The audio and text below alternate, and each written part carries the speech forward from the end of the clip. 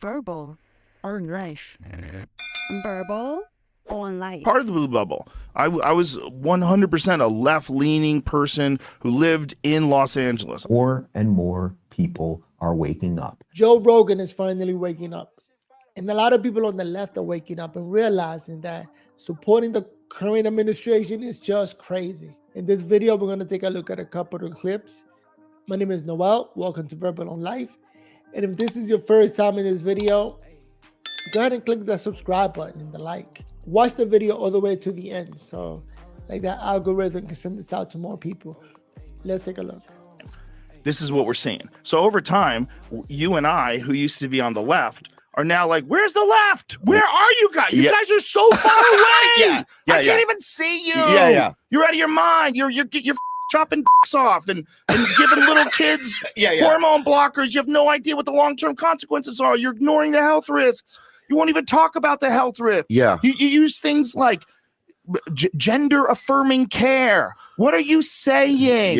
What are you saying when you're talking about children? Why are you just accepting this? Because it's a noble thing to blurt out, so everybody goes, you're on the right team. That's what it is. It's not like, oh my God, what are we doing to kids? It's not like, oh my God, what are we doing to San Francisco? It's not like, oh my God, why are we letting these violent criminals out of jail? It's like, oh my God, why are we defunding the police? What are you doing? You can't say any of those things. If you say any of those things, you're a Nazi. Austin people are great people. They're really nice. They're nice. They're not heads. They're not Hollywood people. They're not lost in this fake world of leftist ideology that everybody's trapped in.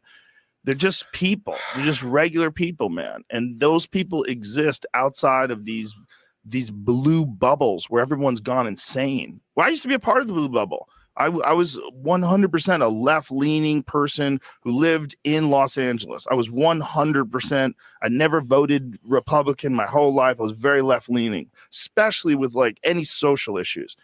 When it comes to financial things, I'm a little bit more conservative. But at the end of the day, I'm way more left than I am right. But California went nuts, man. It's gone like full communist. It's out of its mind. And their approach to law enforcement is so insane. It's so insane. The no cash bail, the letting people out for committing violent crimes, the not stopping people for stealing up to whatever money it is. What is it, $900 now? I think they raised it. I think they made it a little higher. San Francisco is non-existent.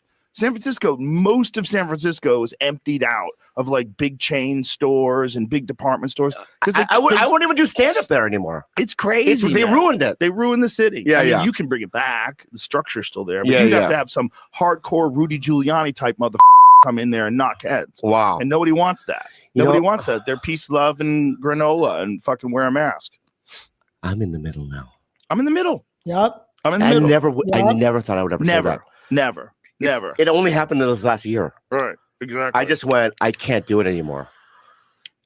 You know, I mean, people that you thought were aligned with you are like now like mad at you about.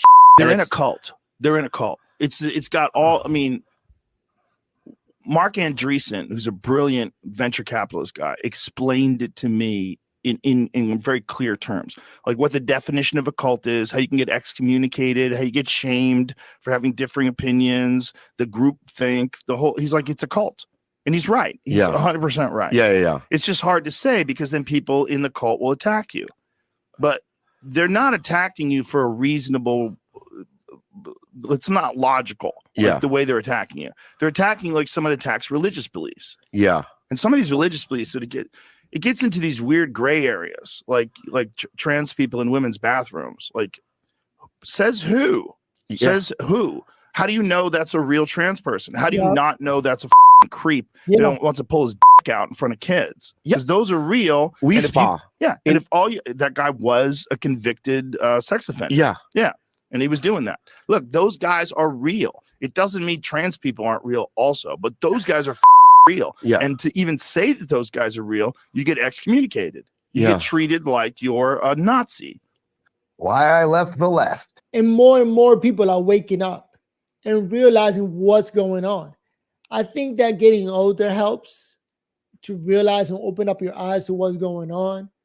And even moving out the city. I moved out the city, New York City, and there's a lot of good people in the city. But when it comes to groupthink and everybody who think they're right, who think they know it all, following these crazy ideas that the extreme left are pushing, I'm sorry, but hopefully with this next election, people are waking up to the reality. All right? Write down what you think. Where do you see yourself? Do you agree with Joe Rogan? Comment down below. And if this is your first time to my channel, Verbal on Life, go ahead and subscribe. All right, so we can continue on growing. But more and more people are waking up, thankfully, because what the Democrats are doing is just crazy. Here are some more people waking up. Check out Bill Maher and Stephen A., what they think. I respect the fact that you don't share my pessimism. I truly do. I understand where you're coming from. But I think that's part of the problem. I think the Democratic Party should share my pessimism. I think they should be on high alert. I think they need to treat him with the seriousness that it deserves, because you having a lot of faith in the American people. The man did get over 74 million votes. You've got people that are looking at Joe Biden. I'm not going to call him a cognitive mess or anything like that. That's very disrespectful. I would never speak about our president that way. But when you're 82 years of age, it's not offensive to say you're no longer a spring chicken and you don't seem to have the level of vibe and the energy that you want you to have. And so you take that into consideration. The man is old and senile, and everybody's scared to say it. The way that he just put it there makes a whole lot of sense. You can't ignore the fact that this man is a threat. Oh, make no mistake. I take him as serious as a heart attack. Okay. I'm optimistic, but we're going to have to fight tooth and nail. And one of the biggest obstacles we're going to have to overcome is all the efforts to prevent people from voting. Okay. Prevent people from voting. I hate it when he says that, because what is he talking about? Prevent people from voting without an ID? Everybody has an ID. Like, what is he talking about? It sounds like, to me, like he's the one preventing people from voting. We're going to have to turn out our people. We're going to have to work like never before. We're going to have to work like our democracy is on the line, because it damn well is. Right. I don't. So